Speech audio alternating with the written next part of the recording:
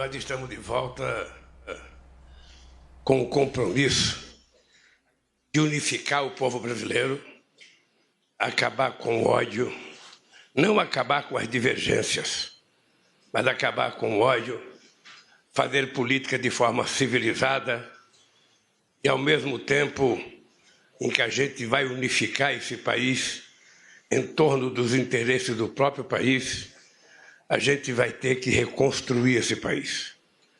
Quem já leu o material feito pela coordenação da transição liderada pelo companheiro Alckmin, percebeu que esse país foi semi-destruído naquilo que foram as políticas sociais, educacionais, política de saúde que nós fizemos, política de investimento tanto em rodovias e ferrovias quanto, no Minha Casa Minha Vida.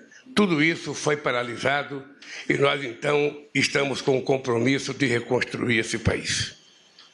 Mas é importante a gente ressalvar o momento em que se deu essas eleições, as eleições mais difíceis que eu acho que todos nós participamos, uma quantidade em dinheiro difícil de ser mensurada em reais, quem sabe seja necessário mensurar em dólar a quantidade de dinheiro que foi utilizado na perspectiva de perpetuar um governo autoritário, um governo que é responsável pela morte de grande parte das 700 mil pessoas que morreram no Covid por desleixo, por desrespeito e por muita ignorância do conjunto do governo.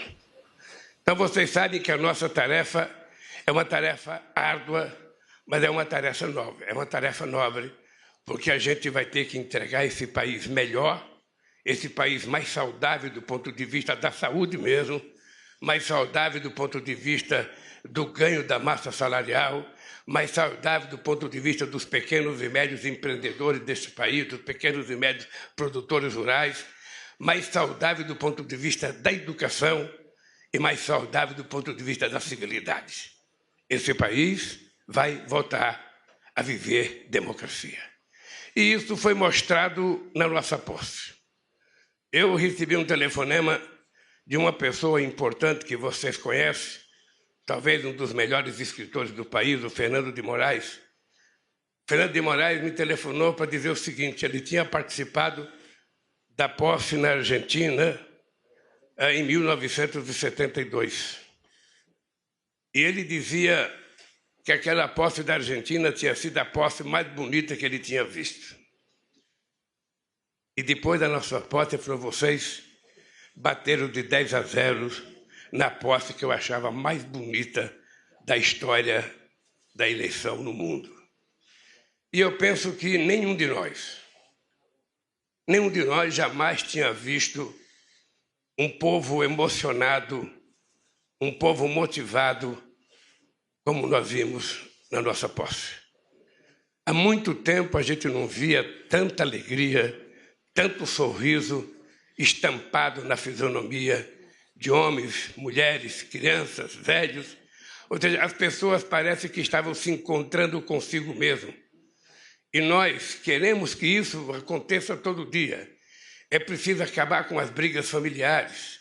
Durante esse processo dos últimos 4 anos, teve famílias que pais não conversavam mais com filhos, que sogro não conversava mais com nora, que nora não conversava mais com a sogra, que filho não conversava com o pai, irmão não conversava com o irmão, primo não conversava com o primo, tudo estabelecido pelo ódio que foi colocado em prática nesse país.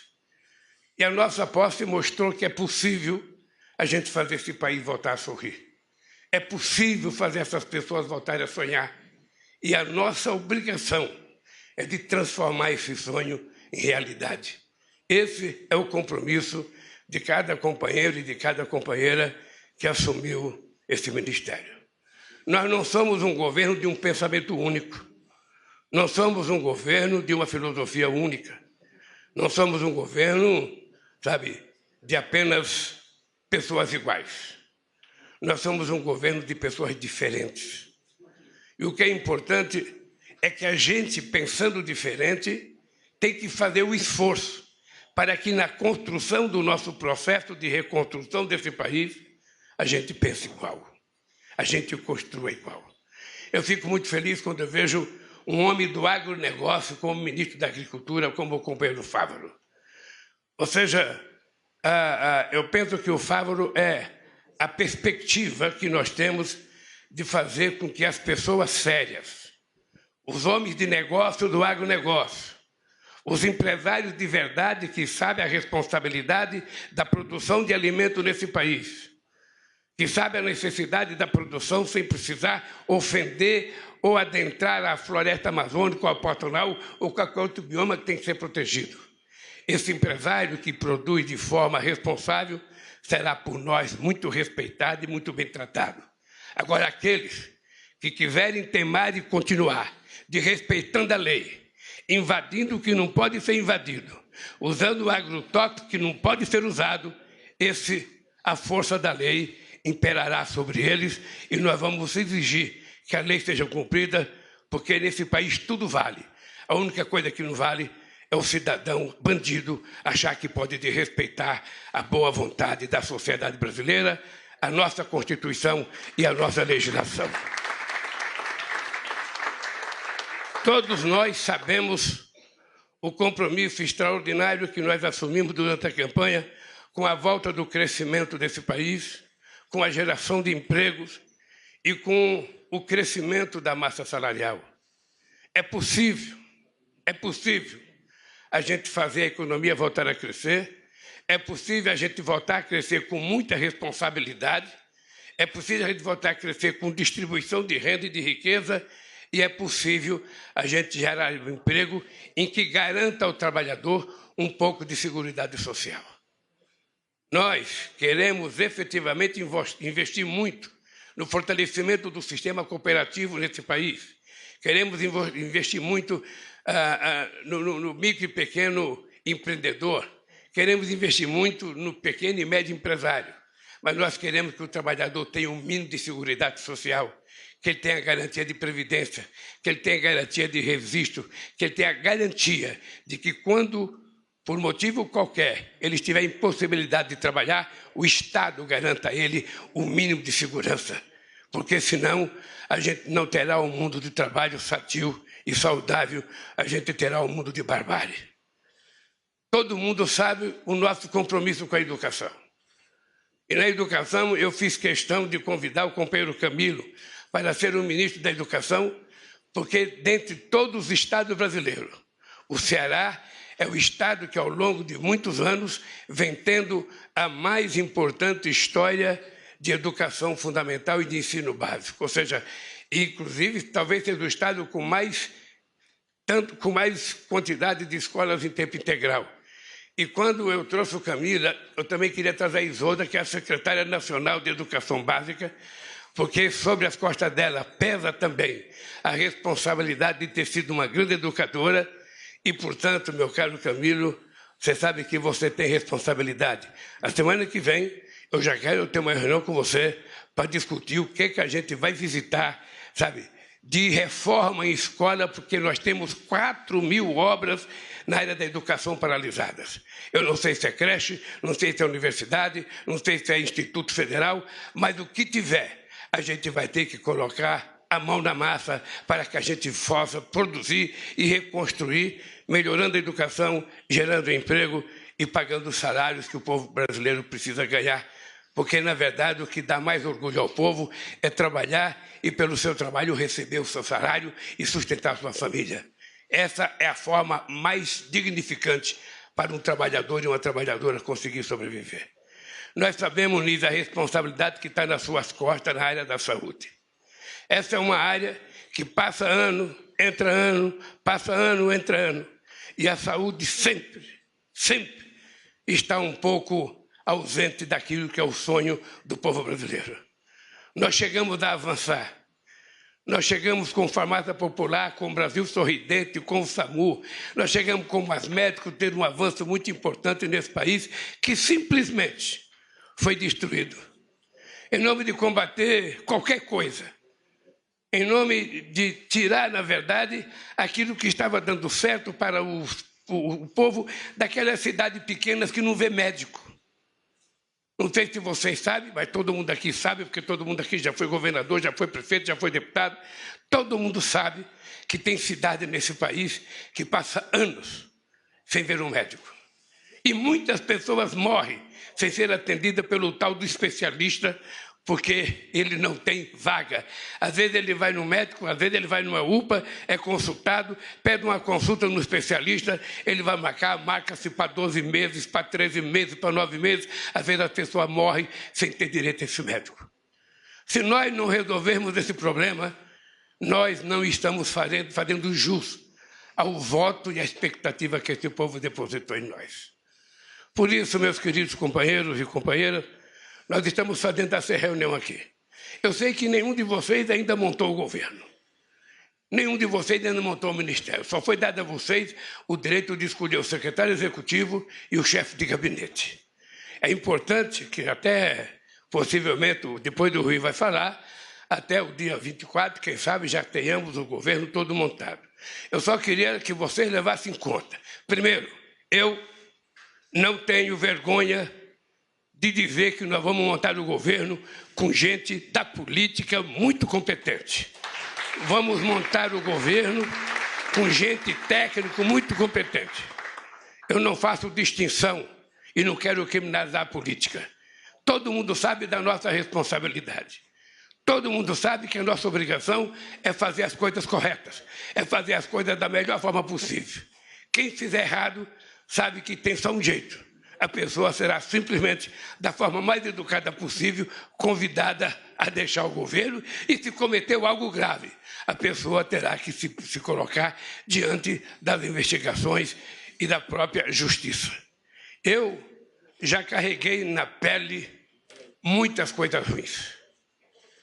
Eu já presidi esse país 8 anos e fiz muitas reuniões nessa mesa. A mesa era menor, não era tão grande e tão sofisticada, era mais rústica. Mas essa aqui está mais bonita. E eu só tenho um compromisso com esse país. Primeiro, ser honesto com o povo brasileiro e ser leal e honesto com vocês. Eu primeiro sou grato a todos vocês terem aceito o convite que foi feito para vocês fazerem parte do governo.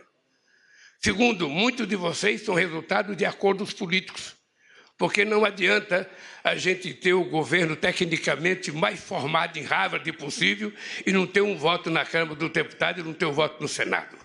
É preciso que a gente saiba que é o Congresso que nos ajuda. Nós não mandamos no Congresso, nós dependemos do Congresso e, por isso, cada ministro tem que ter a paciência e a grandeza de atender bem cada deputado, ou cada senador, ou cada senadora que o buscar. Porque, senão, quando a gente vai pedir um voto, que a gente vai falar com o deputado ou com o senador, ele diz, não, eu não vou votar porque eu fui em tal ministério, nem me receberam, me deram um chá de cadeira de 4 horas, o ministro nem serviu um cafezinho, uma água. Eu não quero isso. Nós temos que saber que nós é que precisamos manter uma boa relação com o Congresso Nacional e cada um de vocês, ministros, tem a obrigação de manter a mais harmônica relação com o Congresso Nacional. Não tem importância que você divija de um deputado ou do senador. Quando a gente vai conversar, a gente não está propondo casamento. A gente está propondo aprovar uma tese ou fazer uma aliança momentânea em torno de algum assunto que interessa ao povo brasileiro. E eu quero dizer para vocês que vou fazer a mais importante relação com o Congresso Nacional que eu já fiz. Eu já tive 8 anos na presidência e eu quero dizer aos líderes, ao Jacques Wagner, ao Guimarães, ao Randolph, que dessa vez vocês não se preocupem, que vocês vão ter um presidente disposto a fazer tantas quantas conversas for necessário com as lideranças, com os partidos políticos, com o presidente Rodrigo Pacheco e com o presidente Arthur Lira. Não tem veto ideológico para conversar e não tem assunto proibido em se tratando de coisas boas para o povo brasileiro. Então eu quero que vocês saibam, que vocês contem comigo, porque eu tenho consciência que não é o Lira que precisa de mim.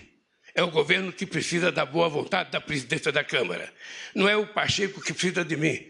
É o governo que precisa, de um bom relacionamento com o Senado. E assim nós vamos governar esses 4 anos. Eu tenho dito para todo mundo que esse será o mandato da minha vida. Todo mundo sabe que eu tenho uma obsessão Eu tenho uma obsessão para acabar com a fome nesse país. Eu tenho uma obsessão para garantir e melhorar a saúde para esse povo. E eu tenho uma obsessão porque eu conheço muita gente que morreu com receita no criado e na beira da cama e não tinha R$50 para comprar o remédio. E agora a questão da educação. Nós precisamos, de uma vez por todas, dar um salto de qualidade no ensino fundamental e no ensino básico. É preciso que a gente tome consciência.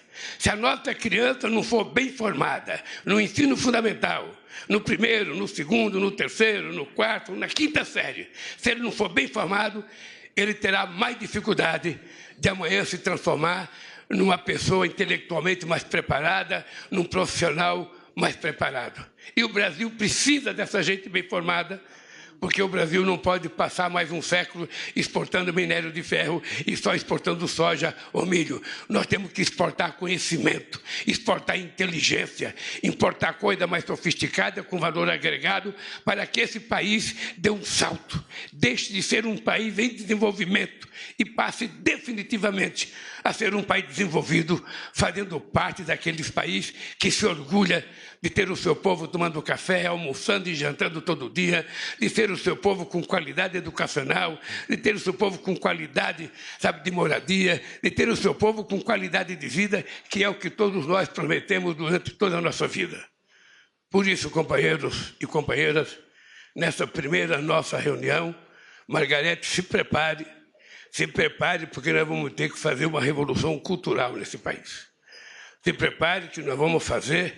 Esse povo precisa de cultura, porque parte da violência que existe nesse país, ela não existe por falta de polícia, Flávio Dino. Ela existe pela ausência do Estado no cumprimento das suas obrigações. Está faltando escola, está faltando saúde, está faltando lazer, está faltando esporte, está faltando quase tudo. Um jovem sem área de lazer, um jovem que mora num barraco de 3 ou 4 metros quadrados, que quando abre a porta não tem 1 metro quadrado para ele brincar. Que jovem nós estamos criando? Que brasileiro ou brasileira saudável a gente está criando? Então o Estado, ao invés de cumprir, ao invés de culpar o povo pobre da periferia, a gente tem que culpar a ausência do Estado e nós vamos fazer um esforço, companheiros, para estar presente aonde o povo precisa de nós. Esse é um compromisso que eu não arredarei o pé. E por isso eu digo todo dia, vocês vão ver um senhor de 77 anos, com energia de 30 só, e que não vai ter 1 minuto de cansaço, enquanto a gente não conseguir resolver o problema dessa sociedade. Nós já provamos uma vez que é possível. Nós já provamos, esse país já foi a 6ª economia do mundo. Esse país já aumentou o salário mínimo em 74%. Esse dia eu fui conversar com uma pessoa que disse, olha, mas agora foi bancarizado 16 milhões de pessoas. E eu disse, mas no meu governo foi bancarizado 70 milhões de pessoas. Nós colocamos uma Argentina e uma Colômbia dentro do sistema bancário, sabe, com mulheres que catam papel, com o pessoal do reciclagem, com o povo de rua abrindo conta na Caixa Econômica Federal. Você tem que ver, Zé Múcia, o que uma mulher chorou a receber o cartãozinho dela da Caixa Econômica, porque ela abriu uma conta. Coisa que para nós não tem nenhum valor. Para o povo pobre tem um valor incomensurável. Por isso, companheiros, eu vou passar a palavra para o companheiro Geraldo Alckmin, que além de ministro, além de coordenador da transição, virou ministro do Desenvolvimento, Indústria e Comércio. Daqui a pouco ele tem mais poder do que o presidente da República e eu vou passar a palavra para o companheiro Alckmin.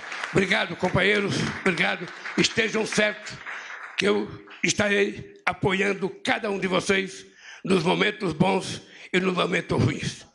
Não deixarei nenhum de vocês no meio da estrada. Não deixarei nenhum de vocês. Vocês foram chamados porque têm competência. Vocês foram chamados porque foram indicados pelas organizações políticas que vocês pertencem. E eu respeito muito isso. E, portanto, esteja certo que vocês terão em mim, sabe, se possível, um irmão mais velho, se possível, um pai.